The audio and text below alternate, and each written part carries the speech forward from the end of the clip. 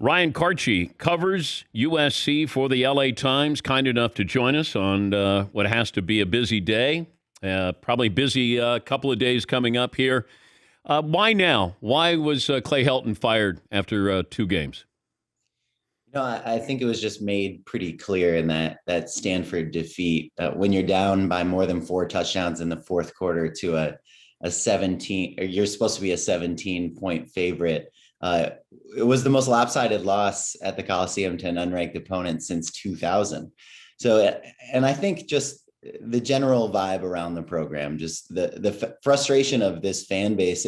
There are very few fan bases, I think, that spend 3 years just completely resolute in the fact that their coach should be fired and letting the administration know very clearly. So I think that was in their heads, of course. And I think they just realized that after putting behind Clay Helton, putting so many resources and retooling the staff and changing the recruiting behind Clay Helton, to see him come out with just a demoralizing loss that basically showed all of the same issues of the last several years, I think that was just kind of a breaking point for them. What were the expectations for this team? Well, the expectations, as they said, have always been to get to a Pac-12 championship or to win a Pac-12 championship. And, I think it was just pretty clear in that game that they weren't going to do that. But now, it was clear from the statement that Mike Bohn, the athletic director, put out yesterday that it's kind of a national championship or bust attitude as they look for a head coach. And, they're saying all the right things in that sense. But, I think with Clay Helton, the result, or the fact of the matter was, he was just never going to reach that point. And I think, this administration came to that realization maybe a little bit later than some other people did. And I think it's fair to quibble with the fact that they didn't just take care of this last year, but there are other factors involved, namely his buyout for a long time, just given the fact that Lynn Swann had given an extension to Clay Helton after the 2017 season. If they would have fired him in 2019, it would have been $20 million of a buyout. So that certainly played a part. That buyout's much smaller now. So I think that certainly helps. But at a certain point, you just reach that point where fans just aren't going to show up, and it's going to affect you financially in that way too. Yeah, and you go 5-1, during the pandemic, and you can't fire him then. But I was just surprised. And your new athletic director, when he came in, at least was fair, and you would want that in your athletic director to say, let me just see what we have here to be fair to Clay Helton. I was just surprised that Lynn Swann kept him. Well, right? That was certainly a sign of the fact that Lynn Swann didn't necessarily have the athletic director experience that you need when you're at USC. And since he's left, it's been kind of clear, even just talking to officials in the athletic department who were there for both, that it's just a stark change in professionalism. For whatever you think about the football program, at least Mike Bohn has, quite a bit of experience when it comes to the administrative aspects of the job. And, this will be the toughest test of him being an athletic director. And it'll be interesting, certainly, to see how that search plays out. But Ryan, you have so much that's gone on at USC in the last couple of years. We have the, Operation Varsity Blues. You have, the sexual assault, harassment lawsuit against a campus doctor. I mean, you didn't have fans at the football games. There's a whole lot going on here. It almost felt like they couldn't make a move like this because they didn't want to add to what was already going on. Would that be overstating this? Maybe to some degree, although I do think like all of those things play a factor, obviously. And I think, it's an interesting sign of where the university is that the leadership of the university looks at the pandemic and the obvious deficit and financial issues that come from that. And they say, we still need to get rid of Clay Helton, whether his buyout is over 10 million, whether we're going to have to pay, several million more to buy out some members of his staff or to buy out a new coach.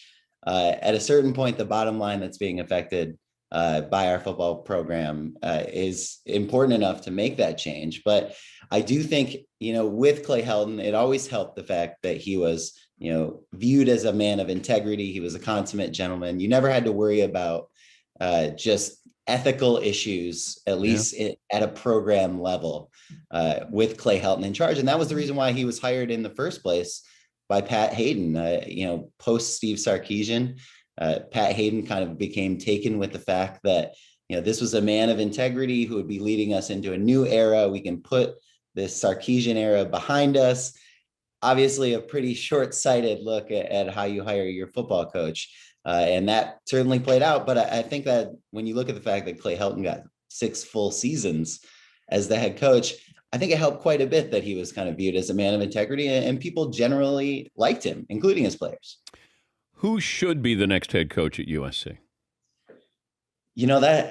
That's a tough question. I think they have a really difficult search ahead, in the sense that a lot of boosters want a big splash hire. Our own Bill Plaschke said in his column yesterday that, they need to go out and hire a guy, not that still needs to prove himself, but that has already proven himself, that already has the equity in recruiting and nationally, to sort of instantly hit the ground running and make USC that national contender.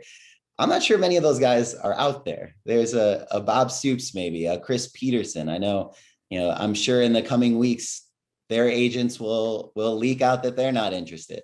The obvious choice a lot of people have connected is Luke Fickell at Cincinnati, because that's who Mike Bohn hired when he was the athletic director there. I'm not so sure that's a sure thing. I think Luke Fickell, spent basically his entire life in Ohio in the Midwest. I've heard from some people they're not sure whether he would want to go to USC and be a part of that kind of LA cacophony of fans constantly complaining about the program. Now, there are a lot of other candidates, Matt Campbell, maybe even a Bill O'Brien, who sort of bring that heft. Maybe they have kind of proven themselves a little bit in difficult places. What about Urban Meyer? I was wondering if you'd bring that up. That I'm sure there will be a lot of message board topics with Urban Meyer in the title over the next couple of weeks, but the same issues stand from before when he was talked about, and every indication that I gotten from USC officials, from people at the university, even not even just in athletics, was just the appetite for risk. Yes, I was for told bringing in a guy who has maybe questions about his integrity in his past. At this current moment in our society, I just don't know that that administration at the university level has the stomach for that. Lane Kiffin? That would certainly be interesting. I don't know if Lane would want to come back, just given the way the way things ended. But honestly, everything I've heard is that they will open up the search to anyone and everyone for now. They have basically 3 months to conduct it. So that's a lot of time to figure it out, but it also leaves less margin for error in terms of, if you get it wrong, you really screwed this up when you had that much time. I'm going to throw out another name, and he was just on campus. David Shaw. Yes. I mean, he wouldn't leave for NFL jobs. Now, I wonder if he'd really want to uproot his family and all that to leave Stanford, when he clearly, they've had a rough couple seasons, and you don't hear his name anywhere near the hot seat. So I think that's a pretty comfortable situation to be in, although fascinating idea. Great to talk to you, Ryan. Thanks for joining us. We'll be following what you write. Awesome. Thanks for having me. That's Ryan Kartje. He covers USC for the LA Times.